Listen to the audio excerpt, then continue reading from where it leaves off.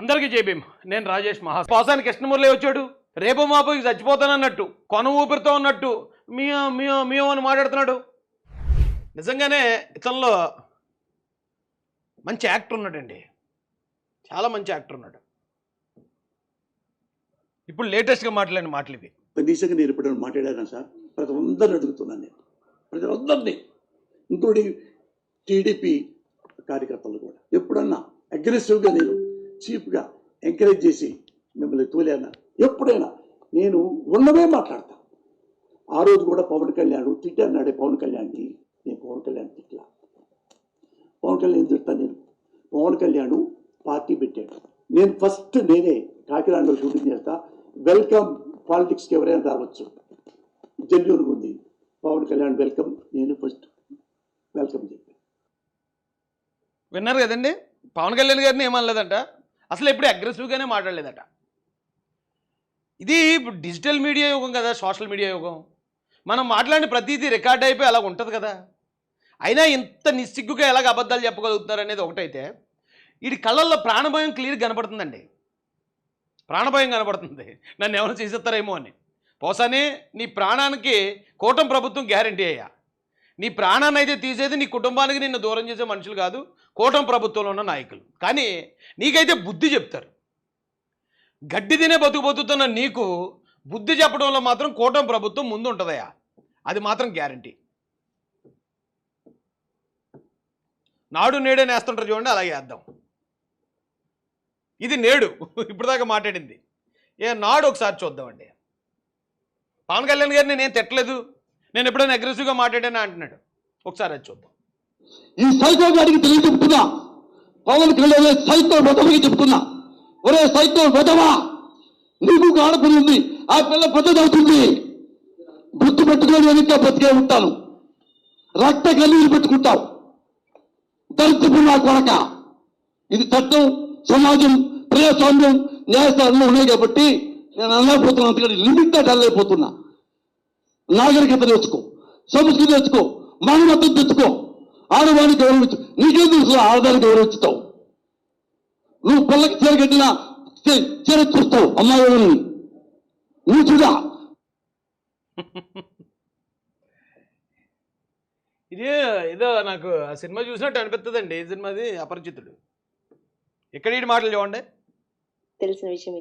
ఇప్పుడు మీరు ఆ ప్రోగ్రామ్ తో మళ్ళీ మా ముందుకు రాబోతున్నారు అంటూ వార్త వచ్చేసారు. ఎలా ఉండబోతోంది? ఎవరిని డింగ్ డాంగ్ చేయబోతున్నారు? ఎవరిని డింగ్ డాంగ్ చేయడానికి లేదు. మనం ఏం చెప్తున్నామంటే, ప్రజల్ని చైతన్యపరచదలుచుకున్నాం, ప్రభుత్వాల్ని హెచ్చరించదలుచుకున్నాం. తప్పు లేదు, నువ్వు మంచి పని చేస్తున్నావు. ఊరికి నువ్వు వాకటం కాదు, ఎవడైనా కాదు. ఇప్పుడు ఏమంటున్నావు? ఎట్లా చెప్పాము? పవన్ కళ్యాణ్ ఇలా అన్నావు, 30,000 మంది మహిళలు మిస్ అయిపోయారని చెప్పావు. అప్పుడు నువ్వు ప్రతిపక్షంలో ఉన్నావు, ఏమీ చేయలేని వాడివి, చేతులు ఉడికిపోయినాయి. ఇప్పుడు నువ్వు సముచిత స్థానంలో ఉన్నావు, డిప్యూటీ ముఖ్యమంత్రివి, 2 పోర్ట్ఫోలియోలు ఉన్నాయి, పంచాయతీ శాఖ, అటవీ శాఖ. మరి ఏం చేస్తున్నావు? నువ్వే చెప్పు. అండ్ అప్పట్లో ఇంకొక మాట, ఇక్కడ 2 మార్పులు వచ్చాయండి. ఒకటే, అప్పుడు పవన్ కళ్యాణ్ గారు ప్రతిపక్షంలో ఉన్నారు, ఇప్పుడు అధికార పక్షంలో ఉన్నారు. అప్పుడు వీడు అధికారంలో ఉన్నాడు, ఇప్పుడు ప్రతిపక్షంలో ఉన్నాడు. వెంటనే ఎంత మార్పు వచ్చేసింది చూసారా మాటల్లో. ఇప్పుడు నేను వినిపించిన మాటలు మీరు ఆల్రెడీ విన్నారు. ఈ సైకో గారికి తెలియ చెప్తున్నా, పవన్ కళ్యాణ్ సైకో వెధవకి చెప్తున్నా, ఒరే సైకో వెధవా, నీకు ఆడపిల్ల ఉంది, ఆ పిల్ల పెద్దదవుతుంది, గుర్తు పెట్టుకో. ఎందుకు నాకు అర్థం కాదండి. ఇప్పుడు పవన్ కళ్యాణ్ గారిని టార్గెట్ చేయాలి, చెయ్యి, ఆయన విమర్శించు. లేదా నువ్వు ఇంకా కోపం తట్టుకోలేకపోయావు, పోనో మాట తిట్టావు ఒక అనుకుందాం. ఇంట్లో అభం శుభం తెలియని ఆడపిల్లలు ఏం చేశారండి? లోకేష్ గారిని టార్గెట్ చేయాలంటే చేయొచ్చు, బ్రహ్మణి గారిని టార్గెట్ చేయాల్సిన అవసరం ఎందుకండి? చంద్రబాబు నాయుడు గారిని టార్గెట్ చేయాలంటే చేయొచ్చు, భువనేశ్వరమ్మని ఎందుకండి టార్గెట్ చేయాలి? ఎందుకు ఇళ్లల్లో మహిళల్ని ఎందుకు టార్గెట్ చేశారు వీళ్ళు? జగన్ రెడ్డి ఇంట్లో మహిళల్ని ఎప్పుడైనా ఎవరన్నా టార్గెట్ చేశారా? ఇది ఒక్కటే పాయింట్ అండి అది. ఇప్పుడు ఇలాంటి యదవను కూడా ఎంత హుందాగా మార్చిందో చూడండి కూటమి ప్రభుత్వం, ఎంత బాగా మాట్లాడుతున్నాడు. ఇప్పుడు పవన్ కళ్యాణ్ గారిని ఇప్పుడు ఇది పద్ధతి.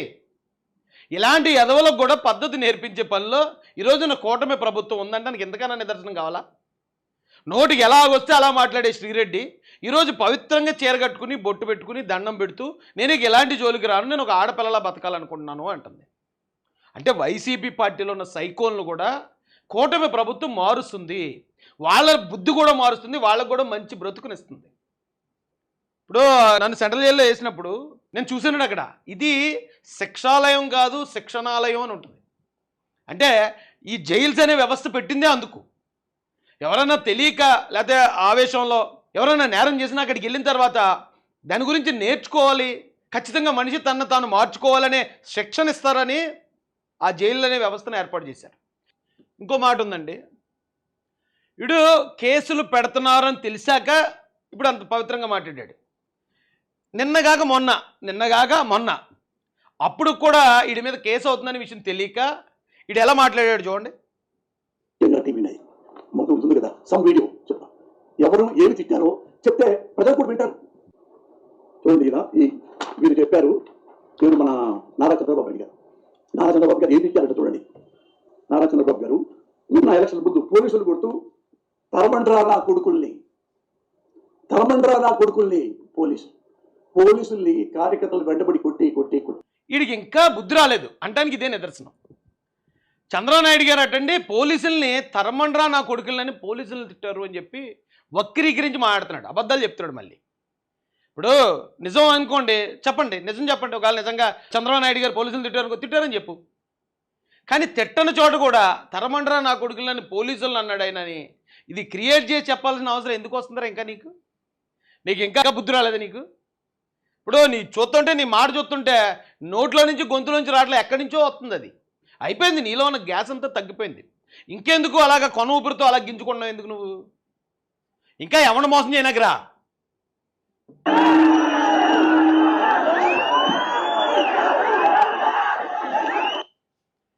అంగళ్ళు అనే గ్రామం చంద్రబాబు నాయుడు గారు ర్యాలీ వెళ్తూ ఉంటే అక్కడ పెద్దిరెడ్డి రామచంద్రారెడ్డి మనుషులు గోండాలు వైసీపీ వాళ్ళు వైసీపీ జెండాలతో ఈయనకి అడ్డుపడి ఈయన మీద రాళ్ళు చెప్పులు ఇసురుతున్నారు. ఒక పక్క నుంచి ఇసురుతుంటే అది జగన్మోహన్ రెడ్డి అయితే పారిపోతాడు అక్కడి నుంచి, ఒక్క నిమిషం కూడా ఉండడు. అక్కడి నుంచి ఫ్లైట్ ఎక్కేసో హెలికాప్టర్ ఎక్కేసో అక్కడి నుంచి ఎక్కడికో దూరంగా హైదరాబాద్ దాకా పారిపోతాడు. కానీ చంద్రబాబు నాయుడు గారు అక్కడే నిలబడి నేను కానీ ఇక్కడి నుంచి వెళ్ళిపోయానంటే ఆ వైసీపీ వాళ్ళందరూ కార్యకర్తల మీద దాడి చేస్తారు. టీడీపీ కార్యకర్తల మీద టీడీపీ వాళ్ళు ఎంతోమందిని చంపేస్తారు. కాబట్టి ఆ కార్యకర్తలకు అక్కడ అండగా ఉండాలి. నన్ను చంపినా పర్లేదు, నన్ను ఏం చేసినా పర్లేదని ఆయన ప్రాణానికి తెగించి అక్కడ నిలబడి ఎప్పుడైతే నాయకుడు ఉన్నాడనే ఆ నమ్మకం వచ్చిందో కార్యకర్త ఖచ్చితంగా ఎదుర్కొంటాడు. ఎలాంటి అన్న తరమండి అదవాలి సైకోగాళ్ళు అందరినీ, ఈ వైసీపీ సైకోగాళ్ళు అందరినీ తరమండరానేమో. ఆయన అంత ధైర్యంగా ప్రాణాలను సైతం లెక్క చేయకుండా ఆయన నిలబడితే ఆ రోజున పోలీసులు కూడా వైసీపీ వాళ్ళకి అనుకూలంగా ఉండి వైసీపీ వాళ్ళేమో మీద కుదిలేవారు, టీడీపీ వాళ్ళేమో వెనక తోసేవారు, లేకపోతే టీడీపీ వాళ్ళేమో అడ్డుకుని అరెస్ట్ చేసేవారు. అలాంటి పరిస్థితుల్లో ప్రాణాలు తెగించి నిలబడి చేసిన ఒక యుద్ధం అది. ఆ యుద్ధంలో ఆయన అంతలా చేశారు కాబట్టే ఆయనకి అంతా 164 సీట్లు చంద్రబాబు నాయుడు గారు కూటమికి కట్టబెట్టారు జనం. దాన్ని ఎలా వక్రీకిస్తున్నాడండి? ఇంకా ఎవడున్నాడరా మీ మాటలు?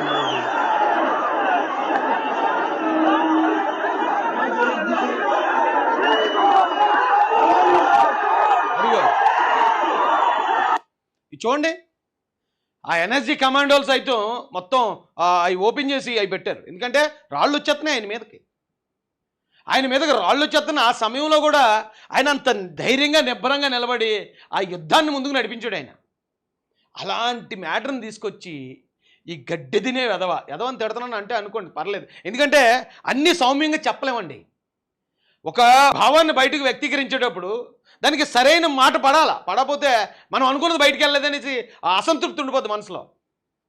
ఈ గడ్డి తినే ఈ కుక్క ఏం చేసిందంటే బాబే తరమండ్రా యాదవులని పోలీసు వాళ్ళని తిట్టారు చంద్రబాబు నాయుడు గారు అని ఇప్పటికి ఇంకా ఆయన మీద విషం కక్కుతున్నాడు అలాంటి గడ్డి తినే యాదవులను క్షమించొచ్చండి? అలా విషం కక్కే యాదవులని క్షమించొచ్చా? ఒక పోలీసు కుర్రోడు పాపవాడు ఎంగు వాడు కన్నంతా పోయింది, కంట్లో పుచ్చాడు, వాడు కాలు విరిగిపోయింది, వాడు భుజం విరిగిపోయింది. ఎవరంది ఆ తిట్లు? ఎవరంది? ది గ్రేట్ నారా చంద్రబాబు నాయుడు గారు. ఆయన ఏమన్నా చేయగలిగావా? ఎరా టీవీ5? రే అదవా, ఆ రోజు ఎంతోమంది తెలుగుదేశం కార్యకర్తలు గాయాల పాలైతే 100 మంది మీద అటెంప్ట్ మర్డర్ కేసు పెట్టి అరెస్ట్ చేశారా గడ్డి తినే ఎదవా. పెద్ద వయసు వాళ్ళని కూడా 60, 70, 80 సంవత్సరాలు ఉన్న పెద్ద వయసు తెలుగుదేశం కార్యకర్తలను కూడా నిర్దాక్షిణ్యంగా 45 నుంచి 60 రోజులు జైలుకి పంపించారా పనికి మళ్ళెదవా. ఏమైనా చేశారా అని అడుగుతున్నామేంట్రా. మేము ఏం చేయక్కర్లేదురా ఆ సమయంలో. చిన్న మాట ఎవడన్నా మమ్మల్ని తిట్టినప్పుడు ఎరా తిట్టావు అంటే చాలు కేసు, జైల్లో ఉండేవాళ్ళం మేము. వేళ వచ్చి నీతి కబుర్లు చెప్తున్నారా నువ్వు. ముఖ్యమంత్రి పోలీసులు నా కొడకలారు అనొచ్చా? ఏరా బిఆర్ నాయుడు ఇంత కూడా సిగ్గు లేదా? ఓకే చూడు, బిఆర్ నాయుడు గారు ఇప్పుడు తిరుమల తిరుపతి దేవస్థానానికి ఆయన చైర్మన్. ఇప్పుడు గతంలో ఆయన టీవీ5 చైర్మన్గా ఉన్నారు. ఓకే, చాలా విమర్శలు చేశారు ఆయన మీద, దేశద్రోహం కేసులు పెట్టారు, చాలా దారుణంగా వేధించారు. టీవీ5ని ఎక్కడ కేబుల్ టీవీల్లో రానివ్వకుండా కేబుల్ ఆపరేటర్లందరినీ బెదిరించి టీవీ5 అనే ఛానల్ కనపడనివ్వకుండా చేశారు. చాలా చిత్రహింసలు పెట్టారు ఆయన్ని. ఈరోజు ఆయన ఓ పవిత్రమైన స్థానంలో ఉన్నాడు.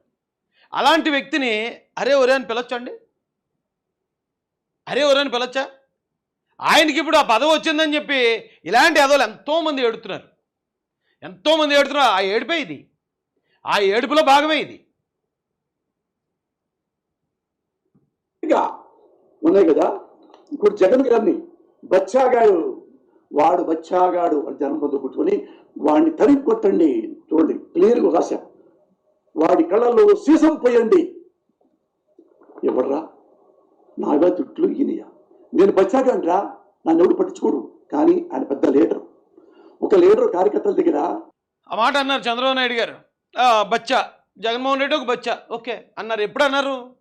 ఊరికే ఎవరిని ఒక మాట కూడా అండి ఆయన. ఆ బచ్చా అనే మాట కూడా ఆయన ఎందుకు అనాల్సి వచ్చిందంటే 1కి 10 సార్లు చంద్రబాబు నాయుడు గారి వయసు గురించి మాట్లాడేవాడు జగన్మోహన్ రెడ్డి. ఈ ముసలాయన, ఈ ముసలోడు, ఈ వయసు అయిపోయింది, ఈ ముసలోడు అని కొన్ని వందల మీటింగ్లో మాట్లాడాడు జగన్ రెడ్డి. అప్పుడు చంద్రబాబు నాయుడు గారి కోపం వచ్చి నన్ను నా వయసు గురించి మాట్లాడుతున్నాడు, నా వయసు అంత లేదురా బచ్చా నీ అనుభవం మొత్తం అన్నాడు ఆయన. ఒక్క మాటతో ఆయన అప్పుడు దాకా 100 విమర్శలన్నింటినీ కూడా ఒక్క మాటతో కొట్టుపారేశాడు ఆయన చంద్రబాబు నాయుడు గారు. అందుకే ఊరికే పడుకున్న సింహాన్ దగ్గరికి వెళ్ళి గెలికి తన్నించుకోకూడదండి. అర్థమైందా? ఏ సందర్భంలో అన్నాడు ఆయన? చాలాసార్లు అన్నాడు జగన్, నా వయస్సు గురించి మాట్లాడాడు. అవును, నా అనుభవం అంత లేదు నీ వయస్సు. ఎందుకన్నా ఊరికే అనలేదు కదా. ఆయన వయసు గురించి, ఇంకెంతకాలం ఉంటారని ఆయన ఆయుష్ గురించి ఎంత ఘోరంగా మాట్లాడేవారు రా బాబు నిజంగా. అప్పుడు అలా భరించి ఆయన గుండె తట్టుకుందంటే ఆ గుండె ఇంకా ఖచ్చితంగా 50-60 సంవత్సరాలు ఆడేస్తుంది అబ్బాయి. ఎందుకంటే ఆయన అనుభవించిన అవమానాలు మామూలు అవమానాలు కాదు. అలా తట్టుకుని నిలబడ్డాడు ఆయన. అలాంటి సందర్భంలో అవునరా నన్ను ముసలోడు అంటావు, నా అనుభవం అంత లేదురా నీ మొత్తం వయసు కలిపినా బచ్చా అన్నాడు ఆయన. అదేం తప్పు ఉందిరా పోసాని? దాన్ని ఇప్పుడు ఏదో తప్పని క్రియేట్ చేద్దామని ఇప్పుడు ఏం పీకుదామని నువ్వు నాకు అర్థం కాదు. ఏం పీకుదామని వచ్చావు?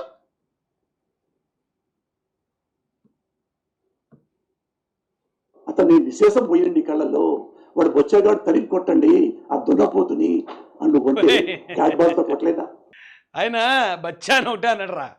నువ్వు ఏకంగా దున్నపోతా అంటున్నావు, తరిమి కొట్టండి ఎదవని అంటున్నావు, ఇంకోటి సీసం పోయింది కళ్ళలో. ఇవన్నీ నీ మాటలు రా పోసాని. ఆయన అనలేదు ఎక్కడన్నా. ఆయన ఒకవేళ ఎక్కడనంటే వీడియో బయట పెట్టు. లక్కీగా బతికి బయటపడలేదా జగన్మోహన్ రెడ్డి? ఇవి తిట్లు, ఇవి ఎప్పుడైనా ప్రజలకు తెలియజెప్పావా? ఇలా తిడుతున్నాడు మాజీ ముఖ్యమంత్రిని ఈ టీవీలో, ఏబిఎన్లో స్పష్టంగా ఎప్పుడైనా చెప్పారా? అంటే పోసాను ఒక్కడే కదా బచ్చా, ఇప్పుడు ఎప్పుడు చంపేస్తే కొంచెం తగ్గుద్ది. ఇంకా చూడండి నరేంద్ర మోదీ పోసాని చంపాల్సి వస్తే క్రూర మృగాలను చంపుతారు. ఎందుకంటే వాటితో ప్రాణభయం ఉంటుంది, మనకి ప్రాణానికి ప్రమాదం ఉంటుంది. కాబట్టి ఓ పుల్ను, సింహాన్నో, తోడేల్ని అలాంటి పెద్ద పెద్ద వాటిని చంపాలని చూస్తారు తప్ప ఒక కుక్కనో, లేకపోతే ఒక కోతునో, లేదా ఒక కుందేలునో, లేదా ఒక చీడ పురుగునో చంపాలి అన్నంత పగ ఎవరు పెట్టుకోర్రా. నువ్వు నేను ఇప్పుడు రెండోసారి చెప్పాను కదా, ఆ తరహా మంచివి నువ్వు. అలాంటి నీ మీద మర్డర్ ప్లాన్ ఎవడు రా చేసేది? నిన్నెవడు చంపుతాడు? ఎవడికి కావాలి? నువ్వు బతుకుంటే ఎవడికి, నువ్వు పోతే ఎవడికి? నిన్నెవడో చంపాలని చోటు. కానీ నీలాంటి యదవులకి చట్టపరంగా బుద్ధి చెప్తే నీలాంటి వాడిని చూసి ఇంకో 10 మంది నీలా తయారవ్వకుండా ఉంటారు. అది మాత్రం జరుగుతుంది. మోడీని, ఏ నరేంద్ర మోడీ నీకు పెళ్ళం లేదు, నాకు పెళ్ళం ఉంది, నీకు బిడ్డ లేరు, నాకు బిడ్డ ఉంది, నువ్వు రౌడీవి, కేడీవి, మోడీ కాదు రా నువ్వు కేడీ. ఇది ది గ్రేట్. బిడ్డలు లేరు, నాకు బిడ్డ ఉన్నాడు అనే మాట ఆయన అన్నాడు. కానీ నువ్వు కేడీవి, రౌడీవి అవన్నీ ఈడ అంటున్నాడు ఆయన. అది కూడా ఏ సందర్భంలో అన్నారంటే ఆ వీడియో కూడా ఉంది నా దగ్గర. కాకపోతే అది ఇప్పుడు కూటమిలో ఉన్నాం కాబట్టి అప్పుడు చూపించడం ఏదో కొంచెం ఇబ్బందికరంగా ఉంటుంది కాబట్టి నేను చూపించట్లేదు. అక్కడ ఆయన ఏ సందర్భంలో అన్నాడు ఆ మాట అంటే, నరేంద్ర మోడీ గారు అన్నారట లోకేష్ గారి తండ్రి, లోకేష్ గారు నరేంద్ర మోడీ గారు కూడా, నరేంద్ర మోడీ గారు చంద్రబాబు నాయుడు గారు సమకాలీకులు. ఆయన గుజరాత్ ముఖ్యమంత్రిగా, ఆయన ఆంధ్రప్రదేశ్ ముఖ్యమంత్రిగా పనిచేసిన వ్యక్తులు. ఆయన ఉత్తర భారతదేశంలో ఉన్నారు, పైగా ఆర్ఎస్ఎస్ బ్యాక్గ్రౌండ్తో ఉన్నారు కాబట్టి ఆయన ప్రధానమంత్రి అవ్వగలిగారు. ఈయన రీజనల్ పార్టీలో ఉన్నారు కాబట్టి అక్కడ దాకా వెళ్ళే అవకాశం వచ్చి నేను వెళ్ళలేదు. ఇద్దరు సమకాలీకులు. ఓ మాట ఆయన అన్న, ఓ మాట ఈయన అన్న, ఓ మాట ఆయన పడ్డానికి, ఓ మాట ఈయన పడ్డానికి సరిపోయే వ్యక్తులే వాళ్ళు.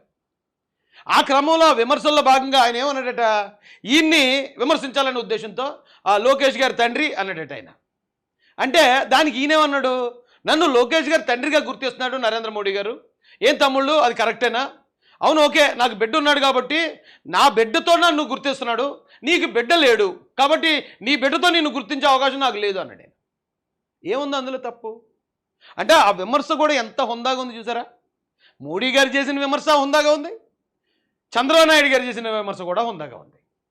దాన్ని పట్టుకుని ఇప్పుడు అదే మోడీ గారిని ఎలాగ అనేసాడు, కేడీ అనేసాడు, రౌడీ అనేసాడు అని ఈ ఏదో మాటలు కొన్ని కలిపి మరి వెళ్ళి మోడీ గారితో చెప్పి అయితే వెళ్ళి రేపు పోసాని వెళ్ళి మోడీ గారికి చెప్పి అరెస్ట్ చేయించారా చంద్రబాబు నాయుడు గారిని, ఆ పని చేయి వెళ్ళి. Honest Everest politician, honest fellow Narendra Modi. ఆ జడ్జిలు మందు పట్టుకొని ఎంత నీచంగా మాట్లాడారు. ఎవరన్నా ఈ ఈ చెంచా మీడియాలో దీని కదా ప్రముఖం కావాలి, అరే మోడీ గారు ఇంత మాట్లాడాడు, హౌ డేర్ హీ అని కదా. ఏరా, ఎందుకంటే ఆయనకేం కావాలి, ప్రజలకి కాదు కావాల్సింది, మన బిఆర్ నాయుడుకి తిరుపతి కొండ మీద ఆడ కూడా కొంచెం భోజనం చేయొచ్చు, న్యాలు కొంచెం పెద్ద పోస్ట్ వచ్చింది, ప్రజలు సత్యం పోయేది, వాళ్ళు తిరిగి పోయేది, మనకెందుకు అది అయిపోయింది. ఇంకా అడిగిన ఎస్సీ ఎస్టీ కులాల్లో అంటే మాలా మాదిగ సోదరుల కులాలు అన్నమాట. వారి కులంలో ఎవరన్నా పుట్టాలని కోరుకుంటారా? ఎవరన్నా తెలుసా? ఒరే కుక్క, ఆ పేరు శివ అంట, అరే కుక్క. ఒరే కుక్క పోసాని, ఎస్సీలకి ఎవరైనా పుట్టాలనుకుంటారా అని 2019 ఎలక్షన్లో వాడుకున్నారా కుక్క మీ పార్టీ. ఆయన అన్న మాటను కూడా అన్నట్టు క్రియేట్ చేసి 2019లో ఎస్సీలందరినీ నమ్మించారా కుక్క మీ పార్టీ. తర్వాత 2019 తర్వాత ఆయన పూర్తిగా ఏం మాట్లాడాడో అన్న మేము విన్న తర్వాత మా వర్గాలన్నింటికి కూడా ఆయన ఎంత ఉన్నతమైన వ్యక్తిత్వం, ఇప్పటిదాకా దళితులకు ఎంత మేలు చేశారు, ఆయన అక్కడ మాట్లాడిన కాంటెక్స్ట్ ఏంటనేది చెప్పాం కాబట్టే రే పోసాని కుక్క నువ్వు ఈ రోజున మూల కూర్చున్నారా మీరు మీ పార్టీ కలిపి. మీరు మీ పార్టీ వేళ మూలకి వెళ్ళడానికి కారణం ఏంటంటే కుక్క మీరు చేసిన ఇలాంటి వక్రీకరణలే. మళ్ళీ ఎప్పుడో 2019 ఘటన తీసుకొచ్చి ఇప్పుడు 2024లో ఎలక్షన్ అయిపోయిన తర్వాత ఇప్పుడు ఎవరిని నమ్మిద్దామని తీసుకొచ్చారా నువ్వే?